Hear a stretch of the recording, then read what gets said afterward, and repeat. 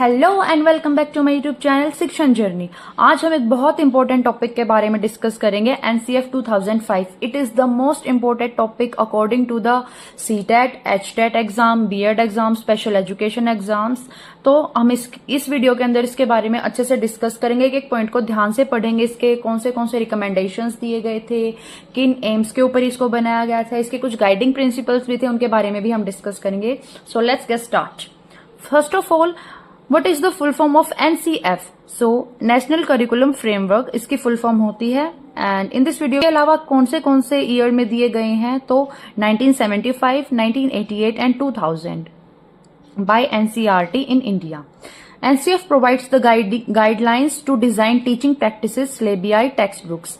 तो जो NCF है, नेशनल करिकुलम फ्रेमवर्क, उसके अकॉर्डिंग क्या होता है कि हम टीचिंग डिजाइन करते हैं कि किस टॉपिक के लिए किस तरीके से पढ़ाना ठीक रहेगा, सिलेबस क्या ठीक रहेगा, कौन सी क्लास के अकॉर्डिंग उनके मेंटल लेवल कहाँ तक वो गेन कर सकते हैं चीजों को। छोटे बच्चों के लिए करिकुलम में थोड़ा सा इजी रहता है, उनके अंदर प्ले फॉर्म्स से ज्यादा सिखाया जाता है, और जितना जितना आगे आप स्टेजेस पे चले जाते हैं, क्लासेस इंक्रीज होती जाती है, लेक्चर मेथड थोड़ा सा ज्यादा अप्रोप्रिएट माना जाता है। टेक्स्ट बुक्स कौन सी सही रहती हैं। अर्लियर एनसीएफ थे वो बिहेवियरिस्टिक्स साइकोलॉजी के ऊपर बनाए गए थे। बिहेवियरिज्म में क्या होता है कि जो टीचर है वो नॉलेज को ट्रांसमिट कर दें to the students, but cognitivist जो अप्रोच है उसके अंदर क्या होता है कि बच्चे खुद से सीखते हैं थ्रू प्ले मेथड्स या क्वेश्चनिंग मेथड्स, अलग अलग मेथड्स से बच्चे खुद से ही उन चीजों को याद करते हैं। So the Executive Committee of NCERT meeting held on 14 and 19 July 2004। ये आपका एक इम्पोर्टेंट लाइन है, इसको आप याद कर लेना कब कब किया गया था, क्योंकि जो एमसीक्यू टाइप क्वेश्चंस होते हैं उनके अंदर आपको डेट दे दी जाएगी, तो आप आसानी से उस क्वेश्चन को कर पाएंगे। Statement made by the honourable MHRD in the Lok Sabha that the council should take up such revision of NCF. जो एनसीएफ थे वो जो पुराने थे उनके सभी की रिवीजन करी जाए अच्छे से, उनमें क्या क्या लैकिंग पॉइंट्स है, क्या क्या ऐड करने की जरूरत है, बिहेवियरिज्म को हटा करके कंस्ट्रक्टिव जो थ्योरी है उनके अकॉर्डिंग जो है बच्चों को स्कूल में पढ़ाया जाए। इसके अंदर एक बेसिक जो हमारी जो है इसकी रिपोर्ट का एक मेन पॉइंट हाईलाइट किया गया था, that was learning without burden, जो 1993 के अंदर दे तो दिया गया था, लेकिन जो ज्यादा इम्पैक्ट डाला गया था इस चीज के ऊपर, that was in the NCF 2005। जो ये जो कमिटी थी that was headed by the professor Yashpal and 21 national focus groups भी थे इसके अंदर, और जो इसके अंदर जो मेंबर्स थे वो भी अलग अलग जगह से अच्छे से लाइक स्कूल से, कॉलेजेस से इस चीज को कलेक्ट करके आए थे। इसका एक जो मेन पॉइंट है, एक तो ये था कब दिया गया था, ठीक है। इसका जो मेन फोकस पॉइंट था वो क्या था, लर्निंग विदाउट बर्डन। एंड इसके अंदर एक मेन पॉइंट था कि इसके अंदर एक 5 guiding principles were given in this NCF. So one by one हम पांचों को करेंगे। First one was shifting rote learning. Rote learning like रट्टाफिकेशन, रट्टू तोते की तरह जो याद करते हैं, उस चीज को शिफ्ट करना था, प्ले मेथड से याद करना, क्यूरी से, डिस्कवरी से, इस तरीके से याद करना था। Ensuring that learning shifts away from rote methods. Next one, flexible examination system, making examinations more flexible, integrated them with classroom life। जो क्वेश्चन एग्जामिनेशंस थे उनको शिफ्ट करना था, उनको थोड़ा सा फ्लेक्सिबल बना देना था कि उनके अंदर थोड़ा सा प्रैक्टिकल भी डाला जाए, थ्योरी भी डाले जाए, थोड़ा सा गेम्स भी डाले जाएं, हर सेशन को उसके अंदर इंक्लूड करा जाए। और कहीं पर जरूरत है बच्चों को असेस करने की, बाय इंटरव्यूज भी उसको असेस करा जाए, bye observation methods, like different methods should be used for the examination of the students। Next one, connecting knowledge to the life outside the school. सिर्फ एक क्लासरूम के अंदर तक नहीं रखना था बच्चे को, बल्कि उसकी एजुकेशन को बाहर जो उसकी सोसाइटी है, बाहर उसकी जो फैमिली है या पीयर ग्रुप है, सभी के साथ रियल लाइफ से उसको रिलेट करके एजुकेशन को गेन करना था। करिकुलम बियॉन्ड टेक्स्ट बुक्स, वही सिमिलर टू दिस कि सिर्फ टेक्स्ट बुक्स तक ना बन के रह जाए बच्चा, उसको अपने रियल लाइफ से हर चीज को रिलेट करके सीखना है जो उसकी रियल लाइफ में काम आए। Nurturing and overriding identity informed by caring concerns within the democratic policy of the country। हमें ऐसे स्टूडेंट्स को तैयार करना है कि जो अपने कंट्री को एक अलग ही लेवल पर लेके जाए, पीसफुल नेचर के स्टूडेंट्स हो, एक कंट्री में पीस लेके चले, कंट्री को डेवलप करे, और अपने with in the peer group भी उनका एक कंट्रीब्यूशन हो, साथ के साथ सभी को एक साथ लेकर चलने का। The aims of the NCF 2005. So first one was building a cohesive society based on pillars of relevance, equity and excellence। मतलब एक ऐसी सोसाइटी का निर्माण करना था इस पॉलिसी का एम जो एक साथ रहती हो, जिसके अंदर एकता हो, हर चीज को गहन अध्ययन करने की उनके अंदर क्षमता हो, हर चीज को अच्छे से डिफाइन कर पाए, समझ पाए, ना जाल में चले जाएं। Universalization of the elementary education and linking education with the life skills. जो हमारी एजुकेशन उनको रियल लाइफ से उनको अटैच करना था, सिर्फ टेक्स्ट बुक तक नहीं रखना था, उन चीजों को एप्लीकेशन करके चीजों को सीख सके। Recognising the interface between cognition, emotional and action. जो हमारी लर्निंग है वो सिर्फ हमारे मेंटल लेवल तक न रह करके हमें इमोशंस और जो हमारे एक्शंस हैं विद लाइक टीचिंग मेथड्स ऐसे किए जाएंगे कि जिनके अंदर प्रैक्टिस करे बच्चे। Bring teachers for curriculum development and implementation. Respect for human dignity and rights. हर बच्चे को अपने राइट्स का पता हो और हर बच्चा, हर ह्यूमन बींग अपने राइट्स की रिस्पेक्ट करता हो और दूसरे की भी रिस्पेक्ट करता हो, there dignity and rights. Development of reasoning and understanding. सिर्फ रटने की चीजों को डेवलप करना नहीं था यहाँ पर, रीजनिंग की, वो हर चीज को रीजन कर सके, उनकी तर्क क्षमता बढ़ सके और समझकर चीजों को सोल्व कर सके। Integrating indigenous knowledge, commitment to democracy, inclusive education. सभी बच्चे समावेशी शिक्षा कि सभी बच्चे एक साथ पढ़े, एक साथ बढ़े। Need for exam reforms. Exam reforms की आवश्यकता थी, ये भी एक इसका मेन फोकस था कि एग्जामिनेशन एक तरीके की ना रहे, सिर्फ थ्योरी बेस्ड ना रहे, उसके अंदर प्रैक्टिकल भी हो, प्लेइंग मेथड्स भी हो, थ्योरी भी हो, हर चीज हो। So now the recommendations of NCF 2005, first one is learning and knowledge। इसके अंदर क्या होगा कि जो लर्निंग हो एक इंजॉयबल तरीके से कराई जाएगी,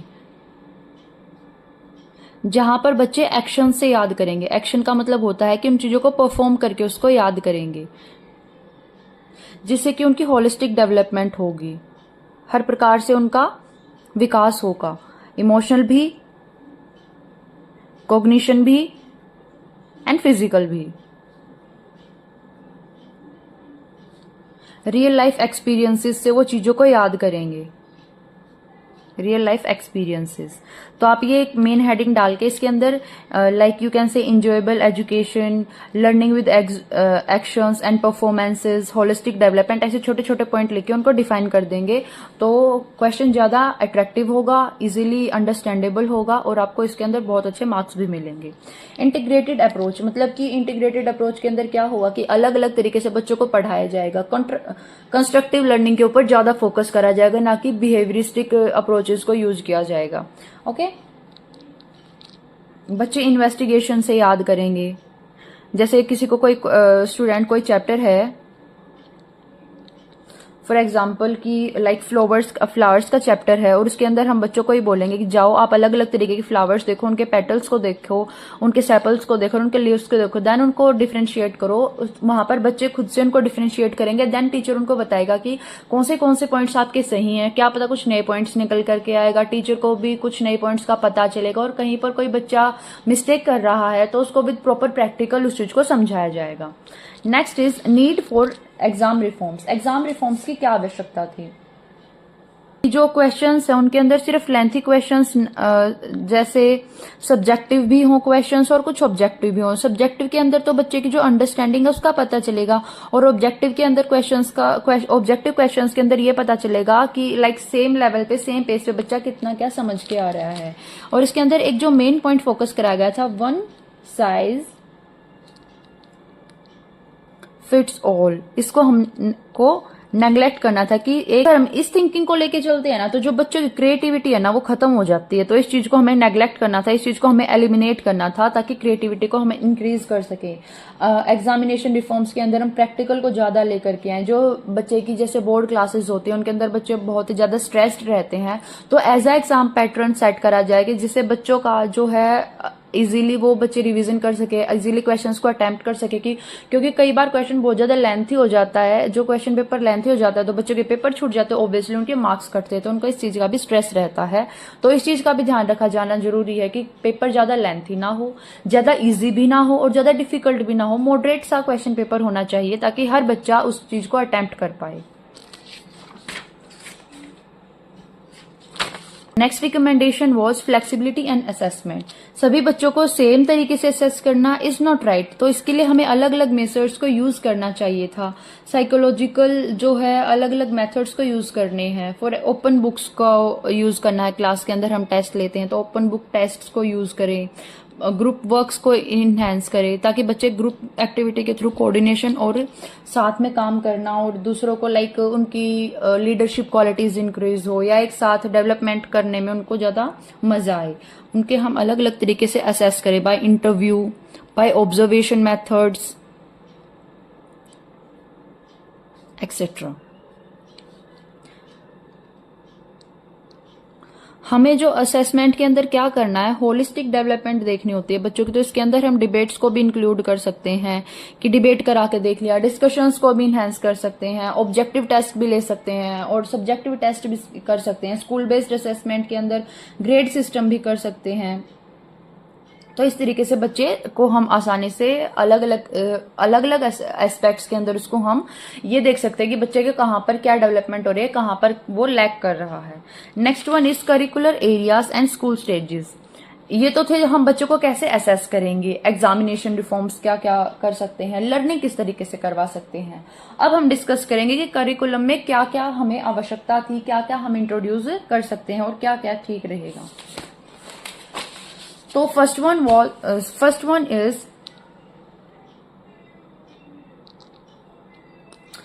वन इज लैंग्वेजेस। लैंग्वेज के अंदर the language consists of 3 language formula. First one was mother tongue. Mother tongue की जिसमें बच्चा शुरुआत से जो लैंग्वेज बोलता है या रीजनल लैंग्वेज हो गई, that will be the first language. Second one, अगर कोई हिंदी स्पीकिंग है तो उसके लिए कोई अदर लैंग्वेज, जैसे मॉडर्न इंडिया के अंदर जैसे इंग्लिश हो गई या ऐसा कुछ।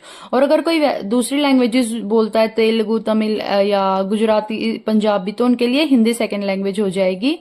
And the third one will be foreign language, या और कोई लैंग्वेज अगर वो स्टूडेंट्स पढ़ना चाहते हैं वो।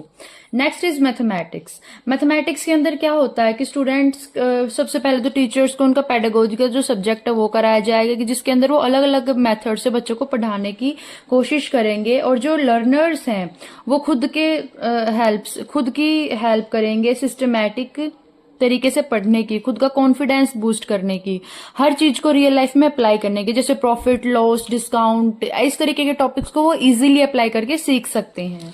Next one is computers. Computers एक बहुत ज्यादा इंपॉर्टेंट सब्जेक्ट माना गया है मॉडर्न टाइम के लिए, या you can say 21st century के अंदर। सो इसके अंदर उन बच्चों को आसानी से फ्लेक्सिबिलिटी या लाइक बेसिक जो टर्म्स हैं, एप्लीकेशन ऑफ द कंप्यूटर आना चाहिए, किस तरीके से वो एप्लीकेशन कर सकते हैं, किस तरीके से वो MS एक्सेल या इंटरनेट या MS के जो भी चीजें हैं, मेल एक्सेट्रा, इनको यूज कर सकते हैं। Next is science. साइंस के अंदर क्या करा जाएगा, principle of science and it's applications. इसके अंदर भी एप्लीकेशंस के थ्रू याद कराया जाएगा। म्यूजियम्स के अंदर विजिट्स कराए जाएंगे या कोई लाइक लैब है उनके अंदर बच्चों को सिखाया जाएगा।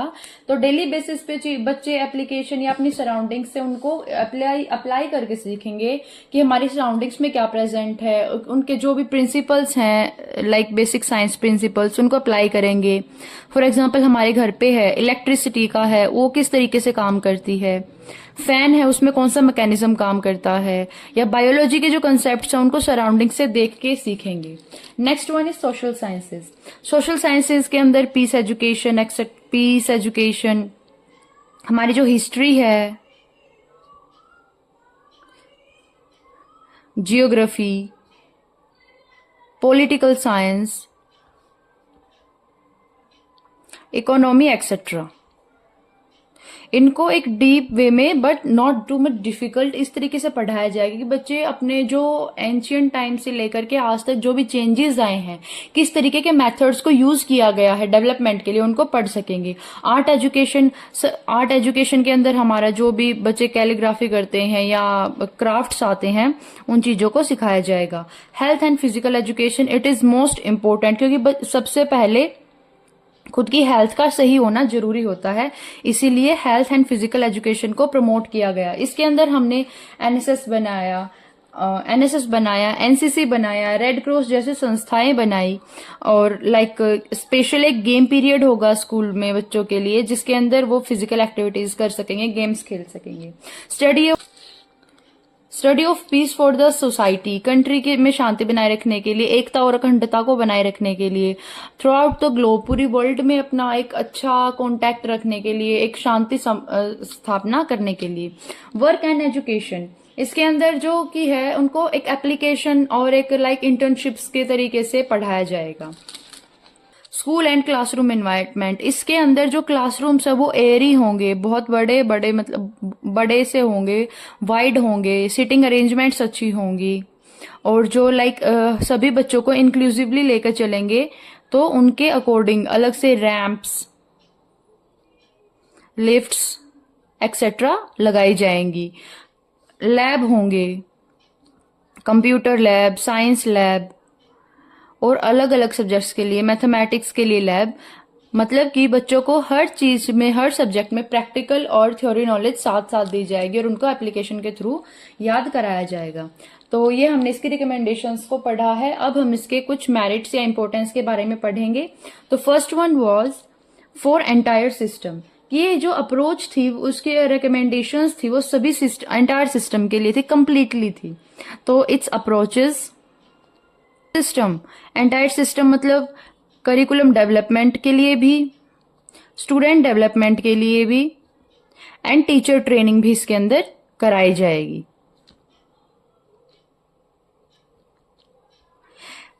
चेंज इन करिकुलम, करिकुलम के अंदर चेंजेस करे जाएंगे, डिफिकल्ट, मॉडरेट एंड इजी, हर तरीके का जो सिलेबस है वो कराया जाएगा according to the age of the students या मेंटल कैपेसिटी ऑफ स्टूडेंट्स। ये नहीं है कि हम बच्चों को सिर्फ इजी कराए जा रहे हैं या सिर्फ डिफिकल्ट कराए जा रहे हैं, एक मॉडरेट लेवल को हम अरेंज करके चलेंगे। और the environment of the school should be also like perfect for the learning of the students. Then teaching and learning, teaching and learning साथ साथ चलेगी, टीचर्स भी याद करते चलेंगे एंड उनको टीच भी करते चलेंगे बच्चों को। इट इज अंदर हम डिफरेंट टेक्नोलॉजीज को इंट्रोड्यूस करेंगे जो टीचर्स और स्टूडेंट्स दोनों के लिए बेनिफिशियल होंगी। डिफरेंट डिफरेंट मटेरियल्स को यूज करेंगे जो कि हेल्पफुल होंगी उनकी लर्निंग के लिए। ओके, यू कैन राइट दस NCF 2005 was a major step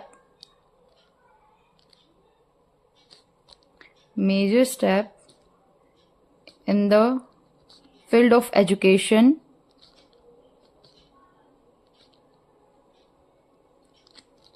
and was first NCF of 21st century which gave a new direction for learning।